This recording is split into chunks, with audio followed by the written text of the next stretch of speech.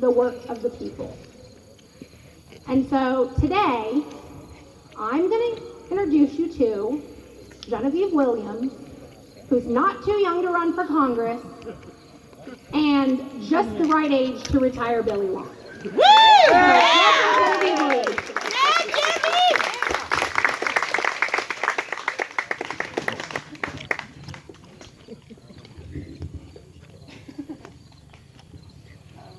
Krista and I are well past the handshake phase of our relationship. I want to first of all thank you, Krista, for that glowing introduction. I usually don't like to follow her because she usually gives my speech better than I do. It's really difficult. And I'm especially following a lot of absolutely magnificent speakers today. So please extend me your tolerance as I attempt to address you at the same level. As Krista said, I'm a very dedicated member of the Democratic Party.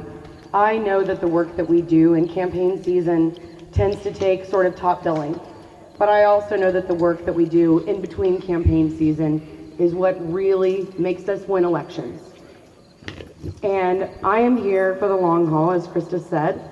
I am very interested in continuing to build the Democratic infrastructure in the 7th Congressional District. There are parts of 11 counties in the 7th Congressional District, about 700,000 people, and almost 400,000 registered voters. So you could say it's a fairly large undertaking. Also, as has been mentioned many, many times in this race, I am 28 years old. But a lot of times when I hear the press, they always want to ask me, how old are you? And they want to talk about it. And a lot of people, when I do canvassing and go out into public events, and they ask, are you even old enough to vote, like Krista said? And I always find that super flattering. But I would like to underline the fact that the Founding Fathers believed that 25 was old enough to represent our congressional districts in the U.S. House, because it is the people's house. It was intended for people just like those of you that I look out into this crowd. All of us are qualified to run for the U.S. House because it is meant for us. It's our gubernatorial body in the federal system. There are a lot of things that people like to say about the 7th Congressional District, that it's blood red as they come. It's the most conservative of the 8 congressional districts in Missouri, and they're not wrong. But numbers change. Polls change, elections change, demographics change. All of those things are happening in the 7th Congressional District right now. The other thing is, I know something many of you may also be aware of. When we lose the 7th Congressional District by a large margin, we lose the state. When we win the 7th Congressional District, which hasn't happened for about 40 years, we win the state. The third option is when we lose the 7th Congressional District by a narrow margin, we win the state. So if we put in the work that is needed for this part of the state, we can do our part for those candidates that you just saw speaking before you earlier. We can make sure that we have a Democratic senator, a Democratic governor, a Democratic Secretary of State, Democratic treasurer, a Democratic attorney general, and I knew if I started listing positions, I'd forget someone. Lieutenant Governor. Oh, Russ. Oh, I'm so sorry. I'm glad he's gone. That is the work that we are doing here in the 7th Congressional District. It's not just organizing on a local level. Those things go up into the state. They make a difference. I don't know how many of you are paying a lot of attention to the polls right now. Missouri is flirting with going back to being in play. Thank you. I would like to think that I had a hand in it, but I must say that we should all, again, in absentia, but give Jason Kander a hand for the work that he has done. Without having strong candidates that are willing to put every single ounce of energy and time that they have into these races, we will never win. But No matter how much energy the people that come up and speak to you from this stage put in these races, we will never win without people like you putting also all of your energies into these races. My opponent is Billy Long. And I used to spend a lot of time crafting my message when I would speak to people, my elevator pitch, my stump speech, and talking about policy and things for the middle class and working families that I was really interested in bringing to Missouri and working for on the federal level for the entire country. And I started to realize I was really wasting a lot of everyone's time. I should just walk up and say, my name's Genevieve Williams, I'm running against Billy Long. Because that's all you need to say. That same thing is true for Jason Kander. All you need to say is, we have a great guy, his name's Jason Kander, he's running against Roy Blunt. They're done. That's all you need to say. They're like, I'm with you, here, where do I sign up?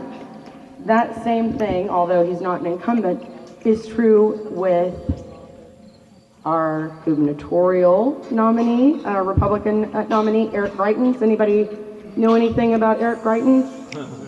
How many people think that he would be good at running an ice cream store, let alone the state? No, I wouldn't trust him with my kids. No, I wouldn't want to eat it. No. Anyway, so He'd shoot the ice cream. I think he'd blow up the ice cream. So yeah, that's another thing that actually Chris Koster likes to say. People ask him, "What is Eric Greitens blowing up in those commercials?" And Chris will say, I think it might be the Department of Education. So we know the work that's in front of us this year on the state level, the congressional level, the local level in Green and Christian counties, and on the national level.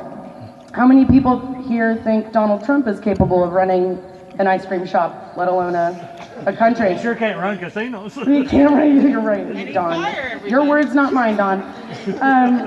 So, I think, again, we all know the choice that is ahead of us. The other thing, I think I'm speaking to a room of, this isn't a room, we're outside. It seems like it's a beautiful canopy. I'm speaking to a group of mostly left-leaning folks, but one thing that I have found over and over this election cycle is how many Republicans are ready to join the true big tent party, which is the Democratic Party. They're ready because the Republican Party has left them. The Republican Party has left tolerance behind, they have left love behind, and they have left caring for other people behind.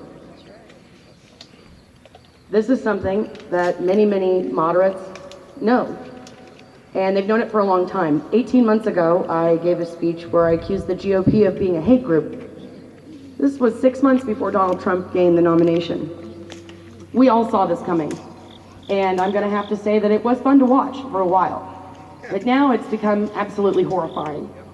And we have to put every single ounce of energy that we have into this election to ensure that the American dream is not the American nightmare.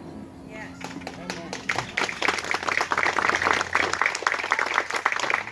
I would like to leave you with two endings because I can never decide which one's the better closer, so I want to just go too far with it. When you leave this picnic and you go out into your community and people ask you, why are you involved in Democratic politics? You're outnumbered at the polls. I want you to tell them this. The people that we are currently sending to Washington, D.C. and Jefferson City on our behalf are not our representatives, and they will never vote for us. They are the representatives of people like Charles and David Koch, Rex Sinkfield and David Humphreys. And they are not servants of the people. Why, when they will never vote for us, with our silence and our inaction, would we be voting for them? The other thing I want to ask you is to raise your hand if you're tired of losing the 7th Congressional District. Okay, is that your writing hand? Yes. I'm right-handed. Now take that, reach into your back pocket, get your checkbook out, and write us a check.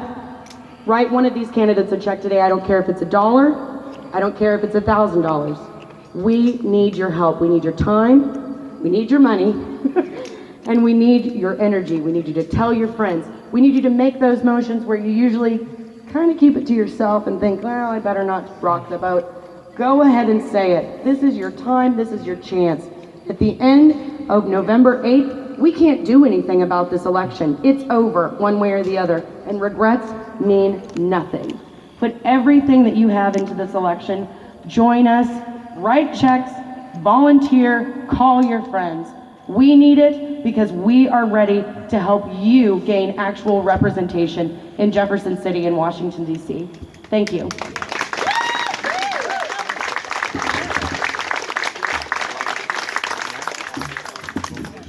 Thank you, Genevieve. Charlie Knorr?